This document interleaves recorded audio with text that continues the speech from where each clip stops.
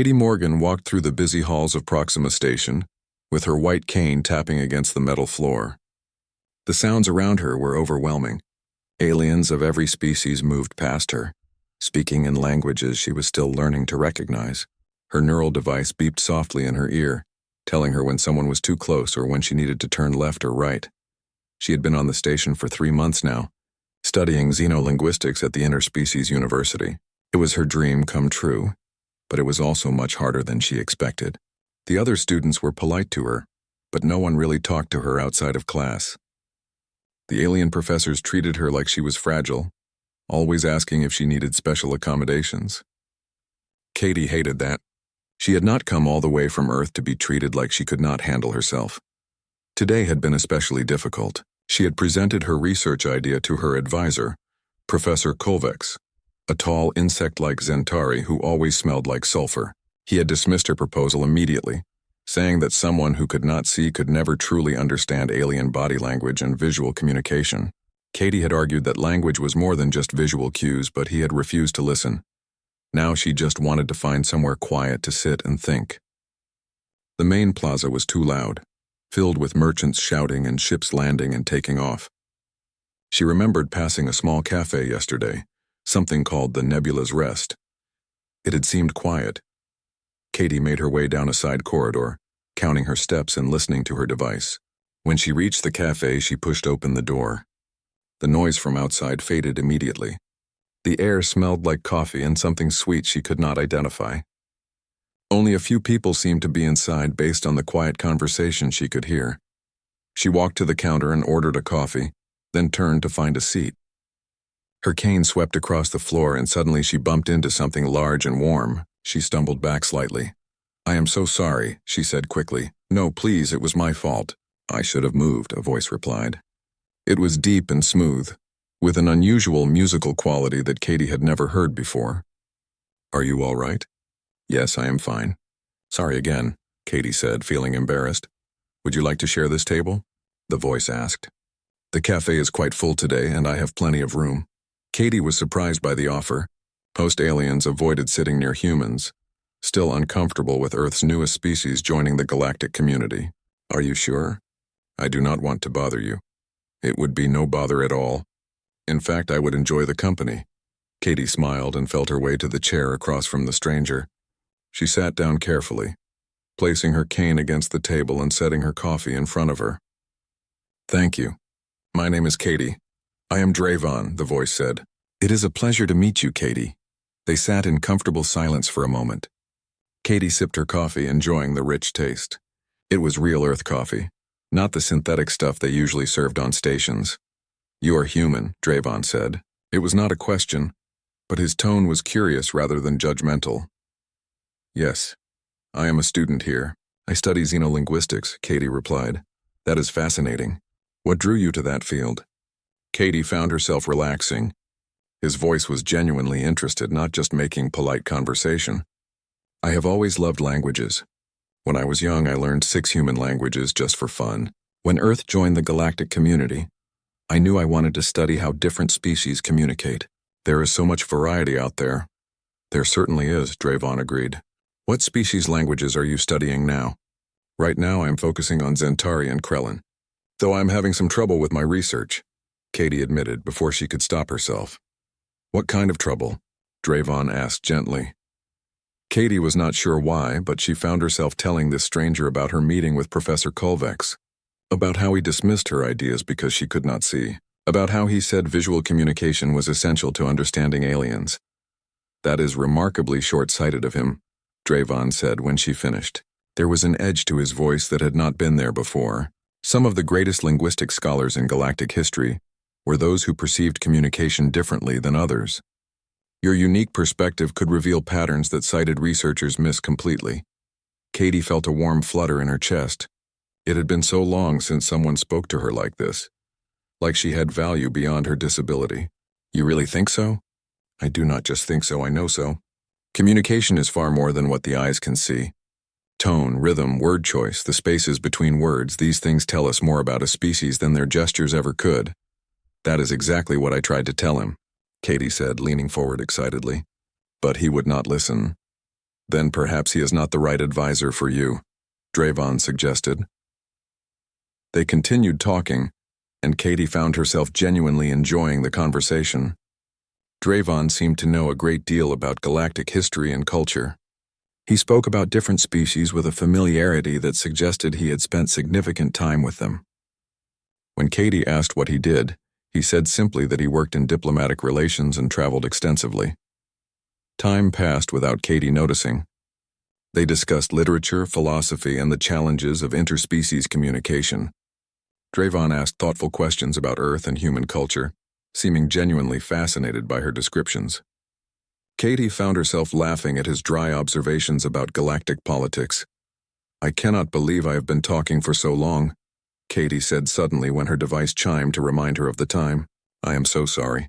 I did not mean to monopolize your afternoon." "Please do not apologize," Drayvon said warmly. "This has been the most enjoyable conversation I have had in quite some time. Would you perhaps like to meet again? I find myself here most afternoons around this time." Katie smiled broadly. "I would like that very much." "Then I shall look forward to it," Drayvon said. Katie stood up, gathering her cane. "What species are you, if you do not mind my asking? Your voice is different from anything I have studied." There was a pause, just long enough for Katie to notice. "I am from a distant system. Most humans have not met my kind yet. We are quite rare." "Well, I hope you will tell me about your people sometime," Katie said. "Perhaps I will," Drayvon replied, and Katie could hear the smile in his voice. As Katie left the cafe, she felt lighter than she had in months. She had made a real friend who did not treat her differently, who valued her thoughts and ideas. She did not know what species Drayvon was, but it did not matter. For the first time since arriving at Proxima Station, she felt like she truly belonged. Behind her, Drayvon watched her go, his massive form somehow fitting into the small cafe despite his true size. For the first time in decades, he felt something he had almost forgotten. Hope.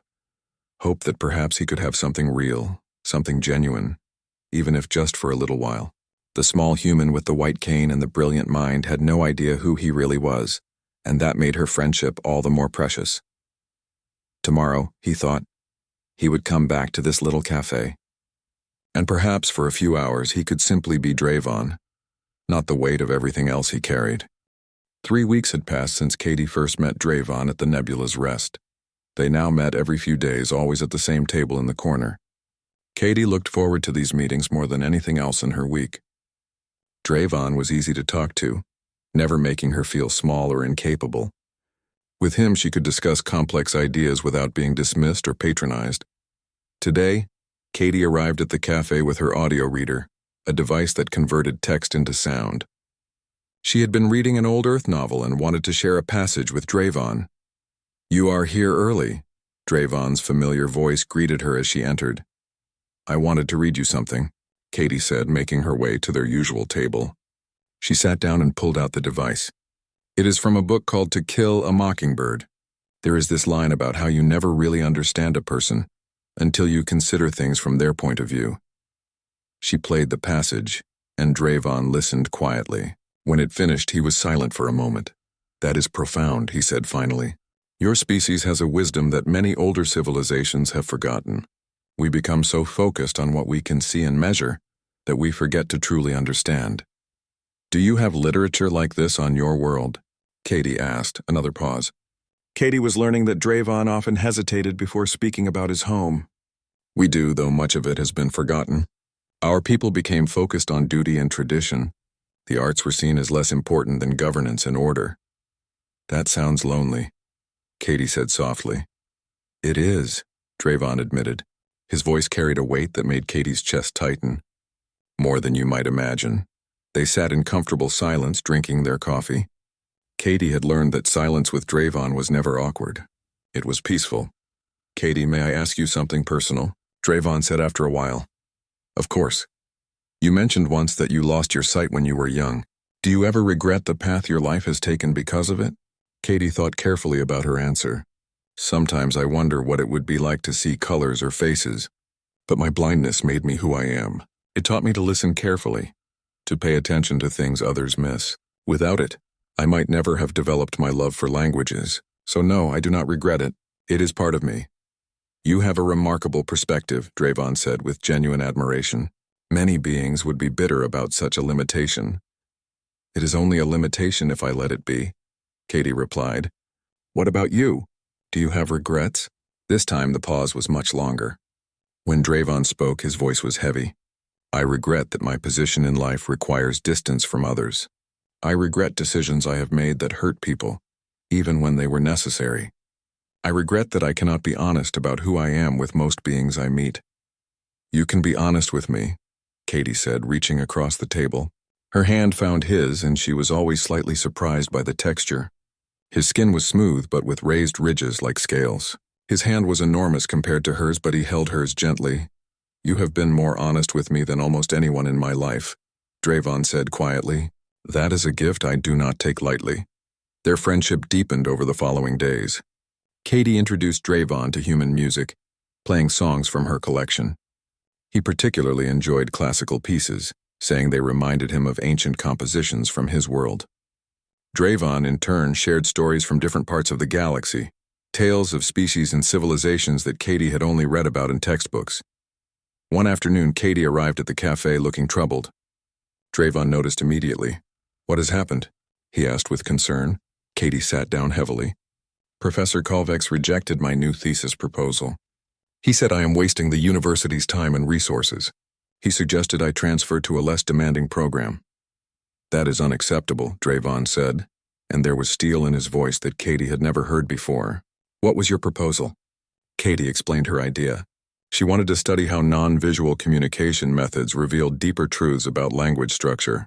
She argued that by focusing only on spoken and written language, without the bias of visual elements, she could identify universal patterns that crossed species barriers. It is brilliant, Drayvon said firmly. Kolvex is a fool if he cannot see its merit. But he is my advisor. If he will not support me, I cannot continue, Katie said miserably. There are other paths, Drayvon said. You could submit your proposal directly to the academic council. They can assign you a new advisor if they accept it. Is that allowed? Katie asked, surprised. It is, though it is rarely done because it requires exceptional work to bypass the normal channels. How do you know so much about academic politics? Katie asked curiously. Drayvon was quiet for a moment. I have been involved in educational institutions across the galaxy. I understand how these systems work. Katie considered his suggestion. It was risky. If the council rejected her proposal, she would have embarrassed herself and made an enemy of Professor Kolvex. But if she did nothing, her dreams would die anyway. I will do it, she said with determination. Will you help me revise my proposal? It would be my honor, Drayvon replied. They spent the next week working together. Drayvon asked probing questions that helped Katie strengthen her arguments. He pointed out weaknesses in her logic and helped her find supporting evidence from existing research. Katie was amazed at his breadth of knowledge. He seemed familiar with academic work from dozens of species spanning centuries. You really have traveled extensively, Katie remarked one day. More than most, Drayvon agreed. Though I confess these past weeks with you have been more fulfilling than years of that travel. Katie felt warmth spread through her chest. I feel the same way. Before I met you, I was starting to think coming here was a mistake. You made me remember why I love what I do. You did the same for me, Drayvon said quietly. You reminded me that genuine connection is possible, even when it seems impossible. Katie finished her revised proposal and submitted it to the council. Now she had to wait. The uncertainty was agonizing, but meeting with Drayvon made it bearable. He distracted her with stories and philosophical discussions, never letting her dwell too long on her worries. One afternoon, Katie's roommate Sophie came to the cafe looking for her. Katie introduced them, though Sophie seemed unusually quiet. After Sophie left, Drayvon asked if everything was all right. Sophie can be a bit shy around new people, Katie explained. She is studying xenobiology. She probably knows more about different species than anyone else in our program. She seems like a good friend, Drayvon observed. She is the best. When I first arrived, she helped me navigate the station and never made me feel helpless, though lately she has been asking a lot of questions about you. What kind of questions? Drayvon asked, and Katie detected a hint of tension in his voice. Just curious things. What species you are, what you do. I told her I do not know much beyond that you work in diplomatic relations. I hope that is all right. I did not want to share anything you told me in confidence. You did exactly right, Drayvon said, relaxing. I appreciate your discretion. 2 weeks after submitting her proposal, Katie received a message from the Academic Council. Her hands shook as she played the audio. They had accepted her proposal. Not only that, but they were impressed enough to grant her a research stipend and assign her a new advisor, a respected human professor named Dr. Patricia Foster. Katie rushed to the cafe, not even waiting for their scheduled meeting time. Drayvon was there as if he had been expecting her. They accepted it, she said breathlessly. They actually accepted it. Of course they did, Drayvon said, and she could hear the smile in his voice. It was excellent work. Katie felt tears forming. I could not have done this without you. You believed in me when no one else did. I simply helped you see what was already there, Drayvon said gently. The brilliance was always yours, Katie. Never doubt that. As they celebrated with coffee and pastries, Katie felt a contentment she had not experienced in years.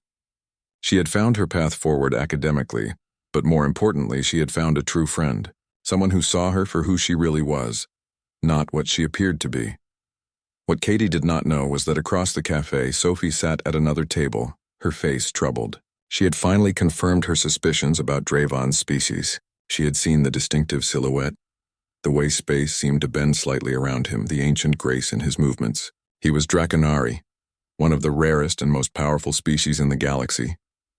Sophie wondered if she should tell Katie the truth, but watching her friend laugh freely for the first time in months, Sophie decided to stay quiet. Some truth, she thought, could wait. For now, Katie was happy, and that was what mattered. Katie's success with her thesis proposal had created unexpected problems. Professor Kulvex was furious that she had gone over his head. He filed complaints with the university administration, claiming she had shown disrespect to the academic hierarchy. More concerning, he began investigating who had been helping her. Someone had seen Katie meeting regularly with an unknown individual at the nebula's rest, and Kulvex was determined to find out who it was. Katie tried not to let it bother her. Her new advisor, Dr. Foster, was supportive and enthusiastic about her research, but the tension at the university was making her uncomfortable. Some of the alien students who had previously ignored her now whispered when she passed. She knew they were talking about her. Drayvon noticed her distress during their next meeting. You seem troubled, he said gently. Katie explained the situation with Kulvex. He is making my life difficult. I think he is trying to get me expelled. He cannot do that without cause, Drayvon said, but there was an edge to his voice. Your work is exemplary. I know, but he has influence. He is friends with several council members. Katie sighed. I just wish people would judge me on my abilities, not on politics or their prejudices. Unfortunately, politics exist everywhere, even in places dedicated to learning, Drayvon said. But you are stronger than you realize, Katie. Do not let fear make you small. Katie smiled. You always know what to say. I have had considerable practice dealing with difficult personalities, Drayvon replied with dry humor. Their conversation was interrupted by a sudden announcement over the station's communication system. All residents were advised to monitor news channels for important galactic developments. Katie and Drayvon both fell silent listening. That does not sound good, Katie said. No, it does not, Drayvon agreed, his voice troubled. I should check what is happening. Over the next few days, the situation became clear. The Valorian Empire, a powerful militaristic civilization, was making aggressive moves toward neutral territories. They claimed they needed to secure strategic resources, but everyone knew it was a power grab. Several smaller species had already been forced to submit to Valorian control. The worst part was that Proxima Station sat directly in the path of Valorian expansion. If they continued their advance, the station would be their next target. Fear spread through the civilian population. Many began making plans to evacuate. Katie noticed that Drayvon seemed increasingly distracted during their meetings. He would fall silent mid-conversation, as if his mind was elsewhere. Sometimes he would apologize and say he needed to handle urgent matters, leaving earlier than usual. Is everything all right? Katie asked one afternoon, concerned. The galactic situation is more complicated than most people realize, Drayvon said carefully. There are forces at work that may require intervention. Are you involved somehow? Katie asked. She had always known Drayvon worked in diplomatic relations, but his tone suggested something more serious. In a manner of speaking, Drayvon replied. Katie, I need to tell you something. I may have to leave Proxima Station soon. There are responsibilities I have been avoiding, but I cannot ignore them any longer. Katie felt her heart sink. How long would you be gone? I do not know. Perhaps a long time. Drayvon's voice was heavy with regret. I want you to know that these weeks with you have meant more to me than I can properly express. You have given me something I thought I had lost forever. What is that? Katie asked softly. The ability to be myself, without pretense, without the weight of expectations. Just Drayvon talking with a friend over coffee. He paused.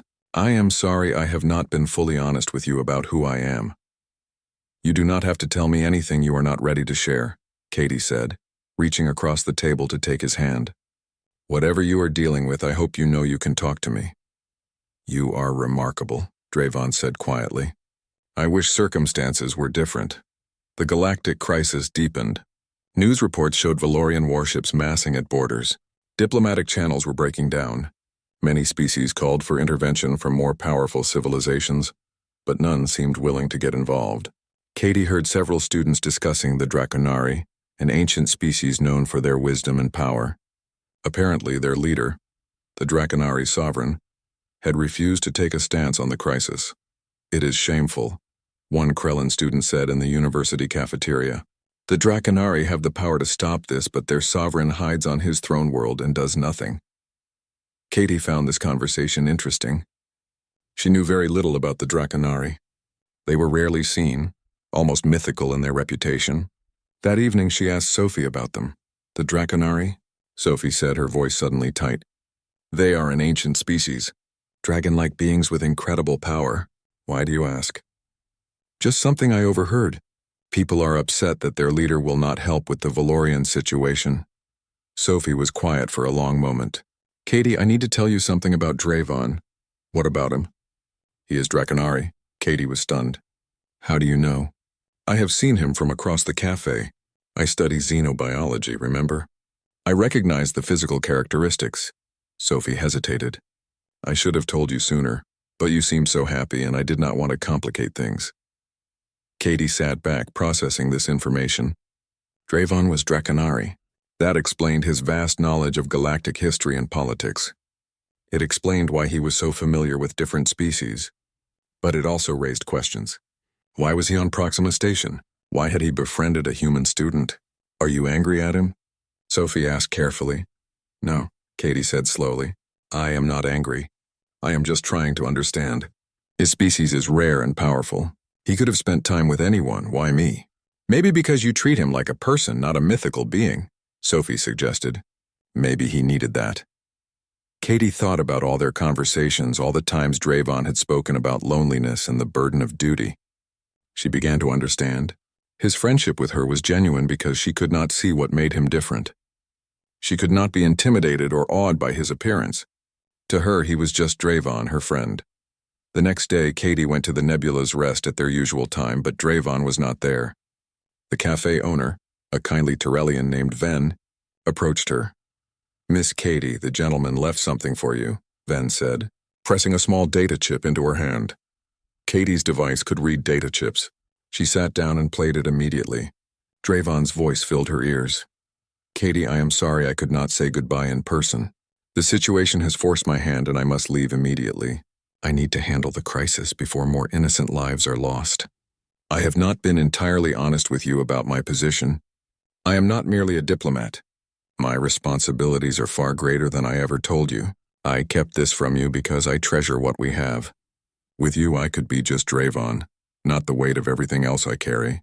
Please understand that my friendship with you has been the most genuine relationship I have had in longer than you could imagine. I hope that one day you will forgive me for my secrets. Until we meet again, if we ever do, thank you for seeing me as I truly am. The recording ended. Katie sat in the quiet cafe, tears running down her face. She understood now.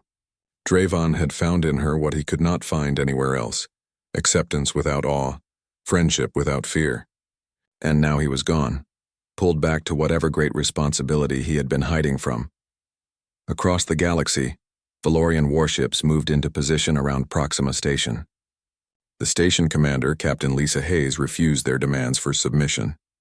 Evacuation orders were issued for non-essential personnel. The university began arranging transport for students.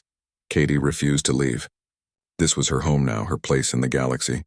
She would not run just because things became dangerous. Sophie decided to stay with her, saying someone needed to make sure Katie did not do anything too stubborn. As they waited in their quarters, watching news feeds about the crisis, a massive ship appeared on the outer perimeter of the system. It was unlike anything anyone had seen in living memory. A Draconari royal dreadnought, gleaming with ancient power and advanced technology that made modern ships look primitive. Then a message broadcast across all channels in the sector. The voice that spoke was deep and resonant, carrying absolute authority. It was Draven's voice, but transformed, powerful beyond measure. This is Sovereign Draven Keltheros, Supreme Monarch of the Draconari Dominion, Guardian of the Elder Territories and Arbiter of the Ancient Accords. The Valorian Empire has violated treaties that have kept peace for millennia. I demand immediate withdrawal of all Valorian forces from neutral territories. You have 12 hours to comply. Failure to do so will result in actions you will not survive. Katie sat frozen, listening to the broadcast. Draven was not just Draconari.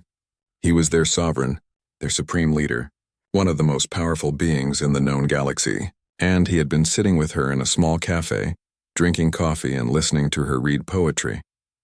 Sophie put a hand on Katie's shoulder. "Did you know?" "No," Katie whispered. "I had no idea." The revelation spread across Proxima Station like wildfire. The Draconari sovereign had been walking among them unguarded and unnoticed. Images from news archives showed him in his full majesty, a massive dragon. The Valorian Empire's response to Draven's ultimatum came swiftly. Their emperor appeared on galactic news channels, his face a mask of barely controlled fury. The Valorians were a proud species, not accustomed to being threatened, but even through his anger there was something else in the emperor's voice: fear. The Draconari sovereign has no authority over Valorian expansion, the emperor declared. We will not be intimidated by ancient powers living on past glories. But his fleets began pulling back from their most aggressive positions. The Valorian military commanders knew what the politicians refused to admit. The Draconari were few in number, but each one possessed power that could match entire fleets. A Draconari sovereign, the oldest and strongest of their kind, could destroy armadas single-handedly. No empire, no matter how proud, would willingly face such a force. On Proxima Station, life had become strange. The fear of invasion had faded, replaced by a different kind of tension. Everyone now knew that the sovereign had been living among them for months. Security footage was reviewed and analyzed. The nebula's rest became famous overnight, with news crews trying to interview anyone who had been there. Then the cafe owner refused all interviews with dignity. The gentleman wanted privacy. Ven said simply, "I will not violate that trust, sovereign or not." For Katie, the days after the revelation were difficult. She replayed every conversation with Draven in her mind, looking for clues she had missed. But there had been no arrogance, no hints of the immense power he carried.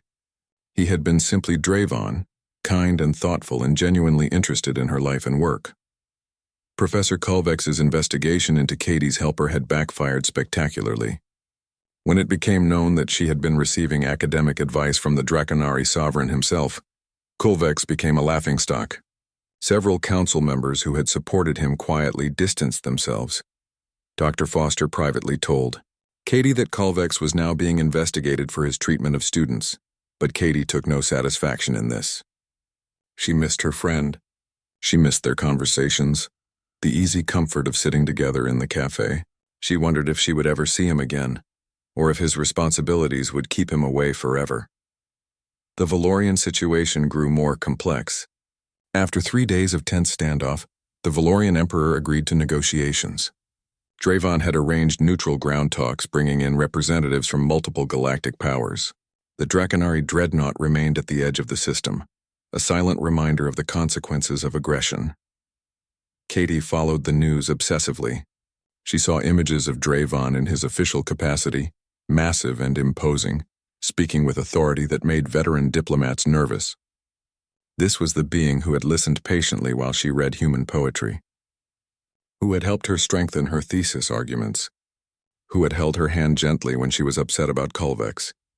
"You are not eating," Sophie said one evening, watching Katie push food around her plate. I keep thinking about what he said in his message, Katie replied, about how he could just be Dravon with me. I did not realize how much pressure he must have been under.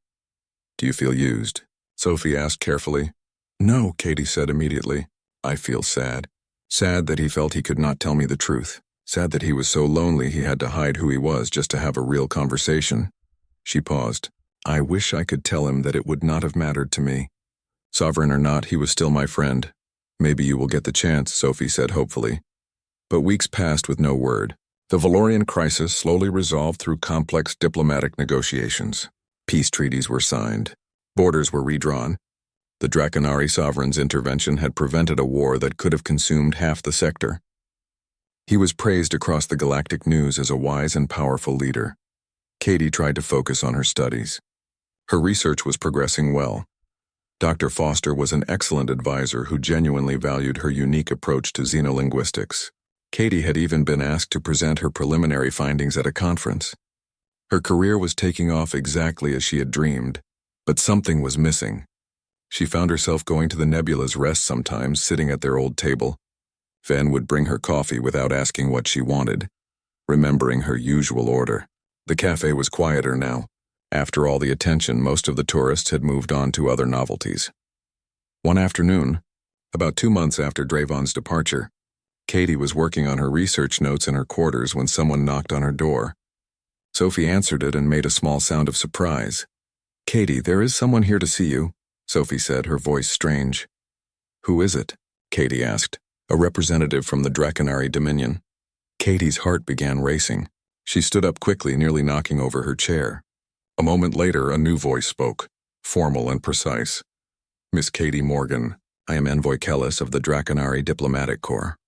Sovereign Keltheros has completed the immediate diplomatic necessities regarding the Valorian situation. He wishes to speak with you, if you are willing. Katie's mouth went dry. He wants to see me? He does. I have been instructed to transport you to a location where you can meet privately. You may bring a companion if you wish for comfort. Katie looked toward where she knew Sophie was standing. Will you come with me? Of course, Sophie said immediately. The journey was surreal. The Draconari ship was beautiful, filled with technology Katie could barely comprehend.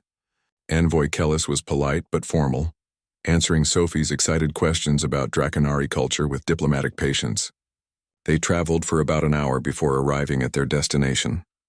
This is one of our orbital sanctuaries, Envoy Kellis explained. The Sovereign uses it for meditation and private reflection. It orbits your station's sun. Katie was led off the ship into an environment unlike anything she had experienced. The air was warm and smelled of growing things. She could hear water flowing somewhere nearby and the rustle of leaves in a gentle breeze. Her neural device painted a picture of vast open space filled with plant life. The Sovereign is waiting by the reflecting pool, Envoy Kellis said. I will show your companion the gardens while you speak with him. Sophie squeezed Katie's hand before letting go. I will be nearby if you need me. Then Katie was alone, following the sound of water. Her cane tapped against a smooth stone path. After a few moments, she heard his voice. Katie. It was Dravon's voice, but somehow both smaller and larger than before. The authority was there, but so was the warmth, she remembered. She stopped walking. Hello, Dravon, she said quietly. I am glad you came. I was not certain you would want to see me after my deception. Katie took a few steps forward. It was not really deception. You just did not tell me everything. That is not the same thing. It feels like deception to me, Dravon said, and she could hear the regret in his voice. I should have been honest from the beginning. Why were you on Proxima Station? Katie asked. Why did you befriend me? There was a long pause. I came to the station to escape. I have ruled for more than 300 years, Katie. The weight of that responsibility was crushing me. I needed to remember what it felt like to be just a person, not a symbol or a tool of power. I used my abilities to make others overlook me, to see me as unremarkable. But I could not see you at all, Katie said, understanding. Exactly. You were immune to my influence because you perceive the world differently. You met me as I truly am, without the crown, without the power that makes others afraid or reverent. You treated me like an equal. Do you have any idea how rare that is for someone in my position? Katie walked closer until she was standing right next to him. She reached out and her hand found his massive scaled arm. I understand loneliness. I understand what it feels like to have people see only one aspect of you and miss everything else. When you are blind, people either treat you like you are helpless or like you are inspiring just for existing. No one just treats you normal. You gave me normal, Drayvon said softly. You gave me friendship without agenda or fear. That gift was more precious than all my power. I missed you, Katie admitted. I missed our conversations. I missed having someone who believed in me. I never stopped believing in you, Drayvon said. I followed news of your research progress. You have done brilliantly. Because you helped me find my confidence, Katie replied. They stood together in silence for a moment, the only sound the gentle flowing of water and the rustle of alien plants in the breeze.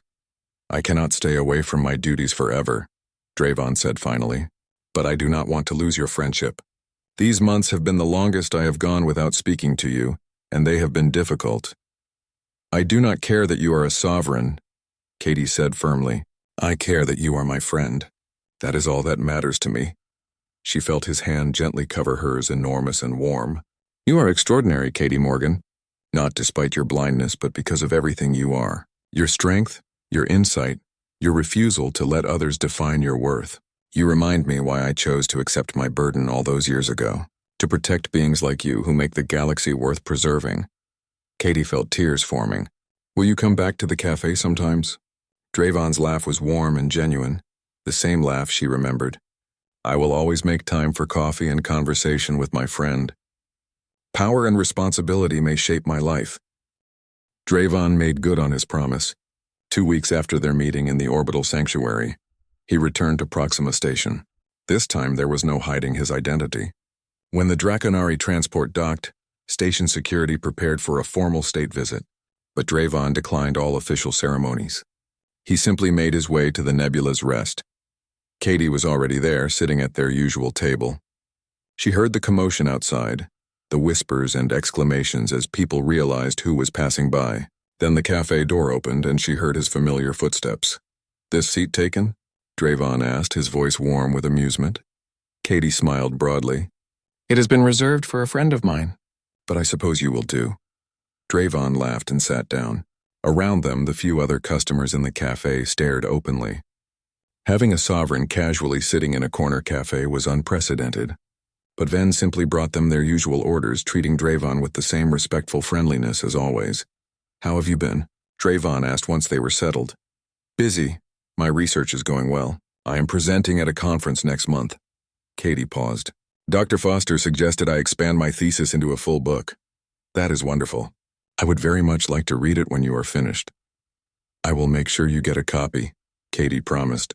What about you? How are things in the world of galactic politics? Complicated. The Valorian situation is stable, but there are always new challenges. However, I have decided to be more present in galactic affairs rather than hiding on my throne world. Your friendship reminded me that isolation is not strength. It is simply loneliness with a different name. They fell into their old rhythm easily, as if no time had passed. They discussed Katie's research, Drayvon's diplomatic efforts, and the latest human literature Katie had discovered. Other customers gradually relaxed, realizing that despite his title and power, the sovereign was simply having coffee with a friend. Over the following months, these meetings became a regular occurrence. Drayvon visited Proxima Station whenever his schedule allowed. Sometimes it was every few weeks, sometimes a month would pass, but he always came back and they always met at the nebula's rest.